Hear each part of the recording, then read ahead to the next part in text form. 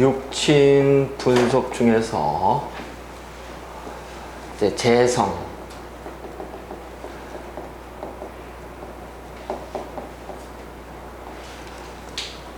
자, 이제 육친 분석 중에서 우리가 재성 또는 관성에 관해서 오늘 공부를 하시겠는데요.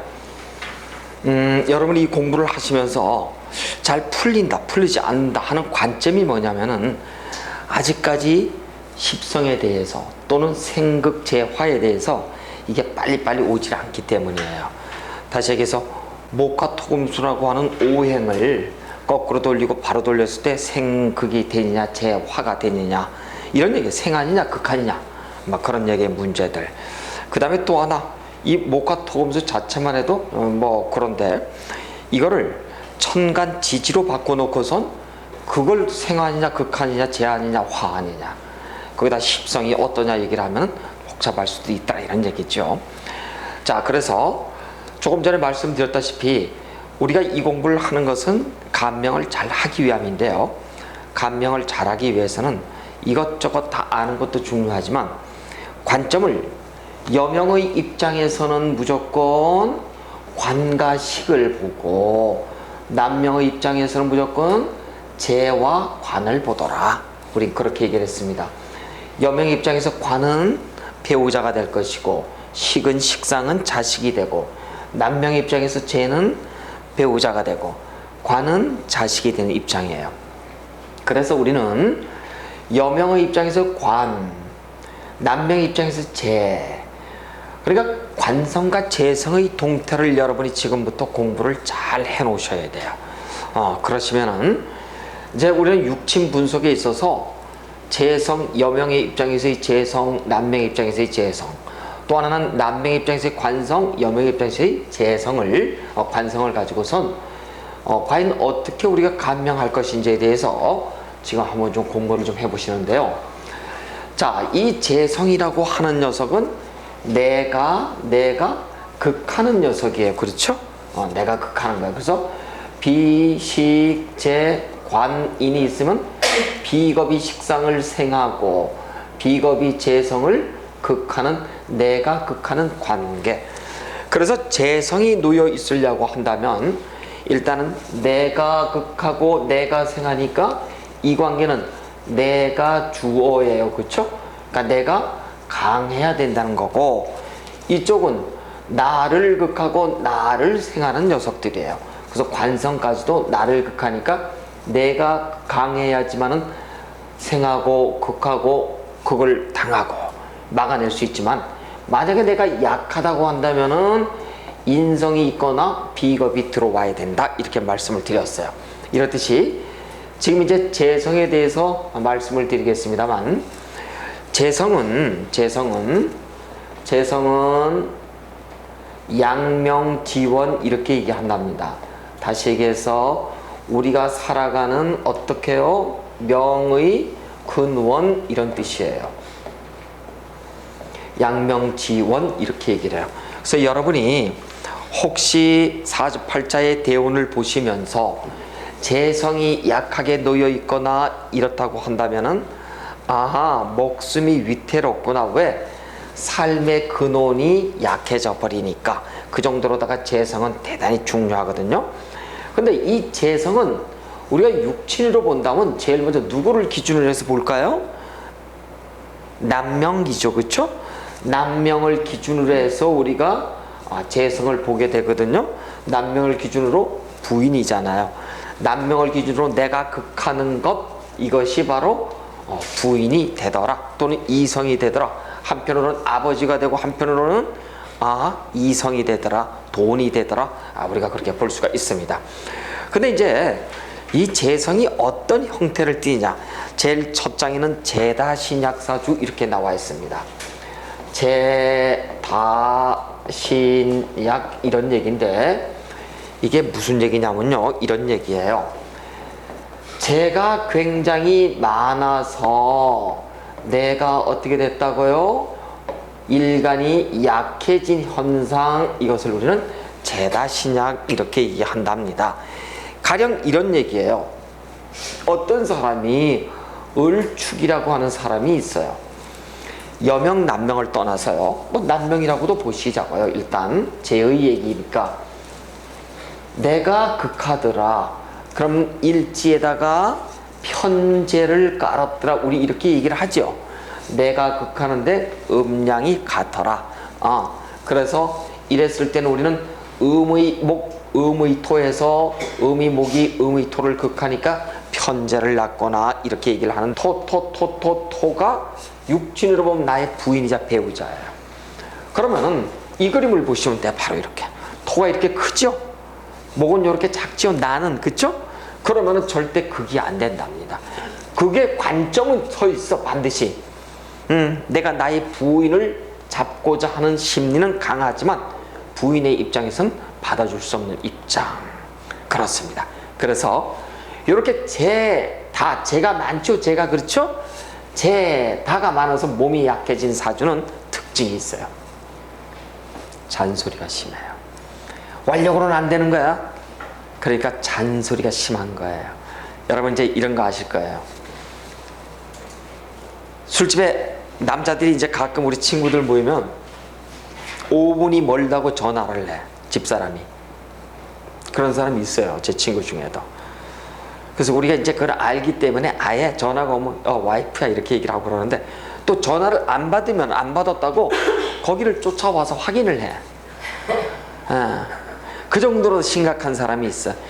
거꾸로 그게 바로 뭐냐 하면 관다신약인 사주인 거예요. 그렇듯이 이렇게 남자에게 있어서 제가 많아서 내가 약해지잖아요. 그러면 그런 심리가 있답니다. 여자가 거꾸로 동창회로도 갔어요. 5분에 한 번씩 전화하는 거야. 어디야? 전화를 안 받아? 이게 이렇게 돼버리는 거야. 이름이 뭔 얘기냐면, 남자 입장에선 여자 이렇게 돼 있잖아요. 그렇잖아요. 그래서 모든 여자 속에서 내가 놓여 있다는 것 때문에 여기도 관심, 저기도 관심, 여기도 찔끔찔끔 다 눈을 보고 있는 거예요. 그래서 굉장히 힘들어요. 남자가 제다신약 되면은요, 그러니까 이게 공황장애 비행의가 들어온다 그래요. 의처의부증이 대단히 심해요. 그 여자에 대한 우울증이 굉장히 강하답니다. 그래서 여러분, 그냥 부부가요 괜히 싸우는 거 아니에요. 사주팔자 구성이 어떻게 들어오냐에 따라서 그날 싸우고 안 싸운답니다. 그래서 남자에게 있어서 내가 신약하게 되면서 재성이 많아지면은 이게 부인하고는 반드시 싸움이 벌어지는 형국으로 들어갈 수 있어요. 그게 뭐냐면 쉽게 말해서 의처의부증이라고 하는 것 때문에, 이걸 우리가 고급스러운 말로다 부정망상 이렇게 얘기한답니다. 저 사람이 마치 어떤 남자들하고 아니면 또 어떤 이성하고 어떤 이런 망념들을 생각하는 과정들이 바로 제다신약들. 그래서 이 제다신약들의 특징은 조금 전에 말씀드렸듯이 굉장히 소심하고 신경질적이고 예민하고, 그 다음에 의심이 많고, 그 다음에 잔소리가 많고, 그 다음에 부인을 무지무지 사랑한다라고 얘기합니다. 근데 여러분, 사랑이 관심이 지나치면 뭐예요? 귀찮잖아요, 그렇죠? 그건 사랑이 아니에요. 오히려 자유를 주는 것이 사랑한다고, 우리 사랑일지도 몰라요. 그래서 이런 경우는 걸핏하면 뭐라 그러는 줄 알아요? 난 당신을 사랑하고 있어 그런다고요. 근데 사랑이 안 돼요. 그래서 일단 제다신약의 사주라고 한다면은 여지없이 말이에요. 여지없이 하여튼 조금 사람이 굉장히 이해타산적이고 계산적이고, 그 다음에 소인배 기질이 그대로 드러나더라, 그렇게 볼 수가 있습니다. 자, 그러면 여러분, 육친의 관점에서 봤어요. 심리의 관점, 사회적 관점, 돈에 대해서 보자고. 이 사람이 나를 기준으로 돈을 낳았어요. 진짜 돈에 대한 관념은 강한데 돈이 벌리는 시기가 언제일까요? 내가 강해져야 되지. 언제예요? 인비의 시기입니다. 그렇습니다. 그래서 이런 사람 같은 경우는 예를 들어서 목의 운이라든가 수의 운이 들어오잖아요. 이렇게 요게 비겁의 운이고요, 요거는 인성의 운이죠. 들어오게 되면 드디어 내가 신강해져서 어떻게 된다고요? 죄를 다투게 돼요. 그러면은 돈이 들어온답니다. 근데 여러분, 이제 이걸 제가 하나 알려드릴게요. 남명의 입장에서 돈이 이렇게 신강해졌어요. 신강. 돈이 들어오지요. 돈이 들어오기 전에 제일 먼저 들어오는 게 뭐가 들어온다? 오케이. 그래서 내 남편이 바람도 못 피우던 바보인 줄 알았는데 어느 순간에 바람을 피우기 시작한다? 그러면 여자 입장에서는 그저 욕하지 마세요. 동태만 살피시라고. 왜? 뭐가 들어온다는 징조예요? 돈이 들어오는 거예요. 근데 보세요.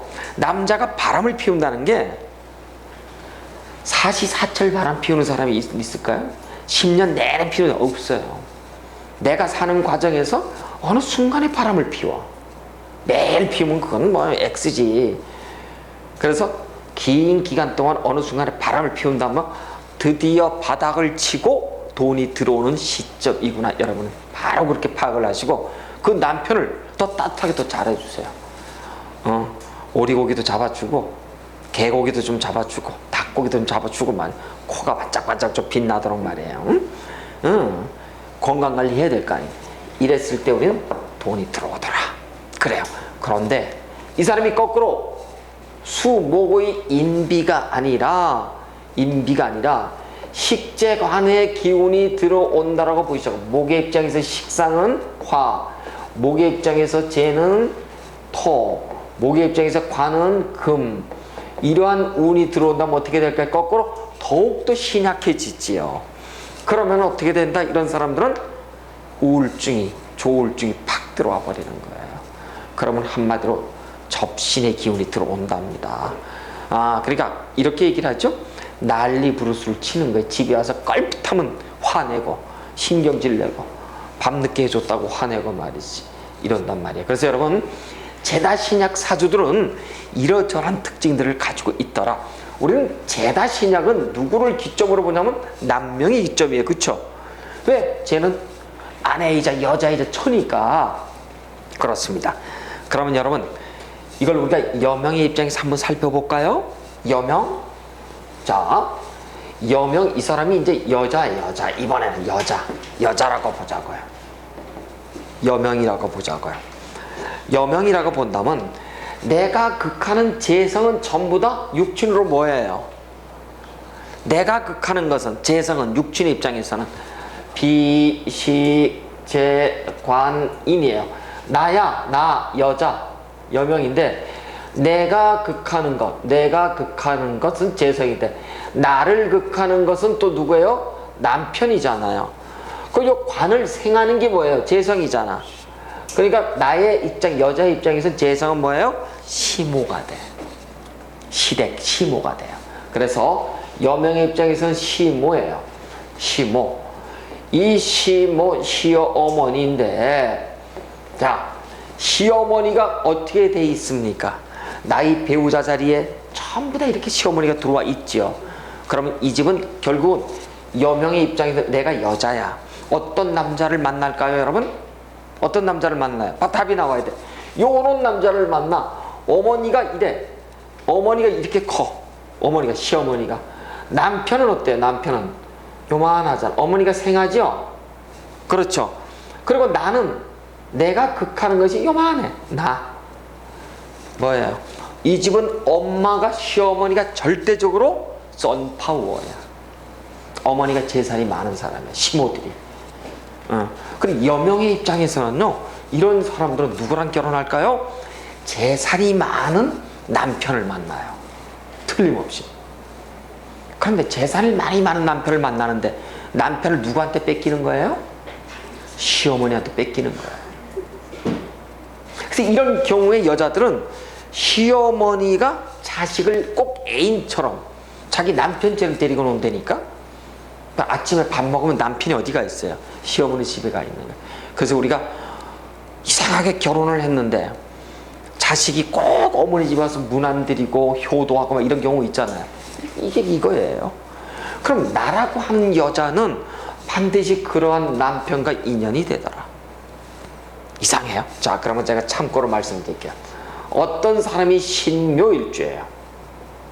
여명. 이 사람의 요 재성이잖아요. 재성, 그렇죠? 내가 극하니까 금극목했죠? 재성의 크기를 보자고. 요 재성의 크기, 토의 크기를 목, 지장간에 되니까 묘, 갑, 을이 이렇게 돼 있어. 그렇죠? 그럼 요 목, 갑, 을의 등치가 내가 극하는 거야. 이런 관계가 지금 똑같이 놓여 있잖아요. 구조가. 이 사람 여명이야. 어떤 남자를 만난다? 남자는 부모가 돈이 있다 없다? 있는 사람이에요. 그럼 나라고 하는 여자는 남자하고 결혼하면 나의 남편을 누구한테 뺏기는 거예요?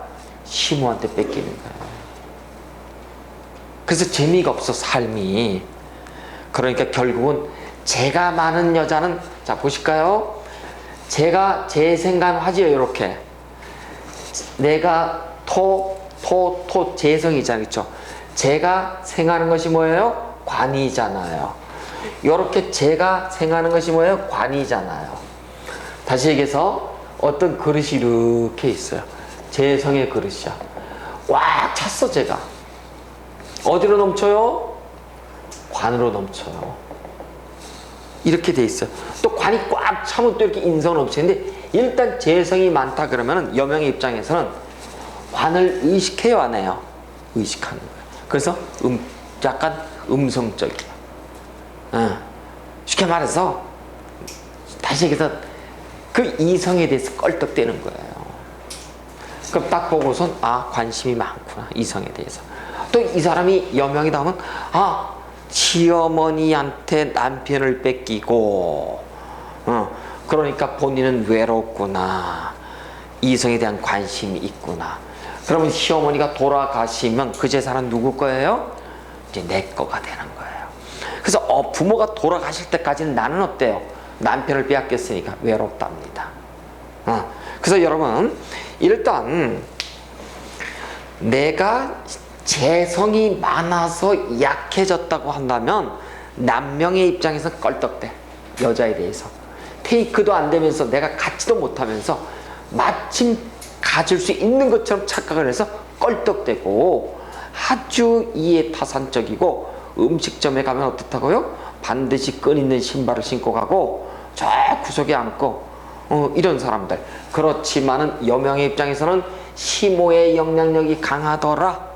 그러나 시모가 영향력이 강하다는 것은 시부모가 재산이 많이 있음이요, 이런 뜻이에요. 그래서 이런 사람들은, 우리가 여명들이 시집을 가면은 대체적으로 시댁 시어머니 아주 매운 같은 생활을 한다 그러잖아요.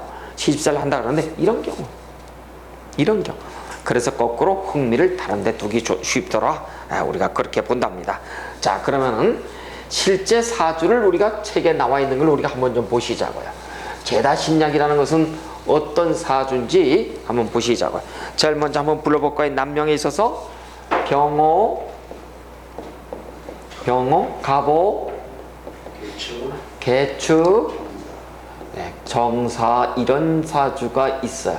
당연히 제다니까 남명일 거고요. 자, 보실까요? 이 사주는 보니까 나라고 하는 수, 비겁, 또 나를 생해주는 금, 인성이 없어요. 그쵸? 즉 수와 금이라고 하는 비인이 없어가지고 대단히 어떻게 됐나요? 신약해졌어요. 보니까 전부 다 수국화, 그 다음에 수생목, 수국화, 토국수 해갖고 전부 다 보니까 했죠? 인비가 없는 식재간의 사주로서 대단히 신약해져 있더라 볼 수가 있어요. 특히 그럼에도 불구하고 수의 입장에서는 내가 극하고 내가 극 이렇게 났으니까 어떻다고, 이것을 우리는 쟤는 많은데 나는 신약하더라. 제다 신약 사주로구나. 그러면 이런 사람들은 틀림없이 볼까요? 보면은 내가 극한다 그런다면은, 자, 여기 남명의 입장이에요. 지금요, 요거 좀 여명의 입장이 아니에요. 남명의 입장에서 제다 신약의 특징이 뭐라 그랬죠? 특히 소심하더라, 세심하더라, 정밀하더라, 꼼꼼하더라, 치밀하더라. 왜? 나의 입장에선 돈, 수치 이런 걸 갖고 있잖아요. 그래서 제다 신약 사주들은 아주 꼼꼼해요. 아주 정밀하고 손재주가 좋고 그렇답니다. 이과적성을 보이겠죠. 그런데 이 제다 신약은 그런 이과적성과 더불어서 정확하고 꼼꼼하고 세밀하고 계산적이라 그랬는데, 단점이라고 얘기한다면 잔소리가 심하고, 또 하나는 어떻다고요? 의처의부증이 있고요. 그 다음에 신경질을 잘 내더라. 그 다음에 껄떡대더라. 이런 얘기예요. 참 굉장히 여자들도 좋아하고 그렇겠죠. 그런데 우리가 이것을 남명으로 보지 말고 이번엔 여명의 제다 신약을 보자고요. 이 사람을 보면은 어떻다고요? 제일 먼저 육신적으로는 희모 영향력이 어때요? 대단히 큰 사람들.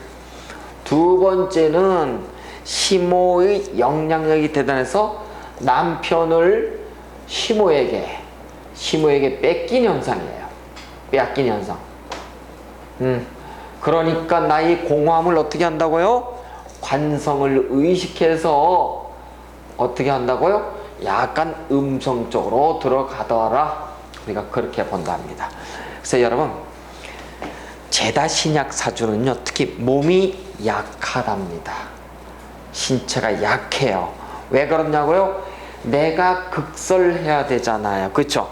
내가 이렇게 수국화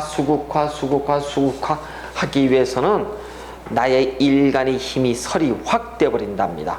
그래서 대체적으로 이렇게 제다 신약이 되면은 몸이 약해지겠구나. 우리는 벌써 그걸 알 수가 있어요. 그래서 왜 이렇게 제다 신약을 가지고 따지냐면은, 어쨌든 제라고 하는 것은 돈, 양명지원, 즉 삶의 근원으로서 대단히 중요하지만, 돈도 내가 어느 정도 테이크할 수 있을 만한 그 능력이 있어야 되는데, 신당하면 모를까 신약하면 절대 가질 수 없는 거예요. 그래서 제가 많아서 신약하면은 제다 신약사주들은 이렇게 아주 잔소리가 많고 의처의부증 이런 기운들이 많더라. 우리는 그렇게 볼 수가 있어요. 이걸 가지고 우리는 제다 신약사주 이렇게 얘기한답니다. 자, 그러면 이번에는 제다 신약사주가 아니다, 제가 이번에는 하나도 없는 무제사주에 대해서 한번 공부를 하시자고요. 무제사주에 대해서.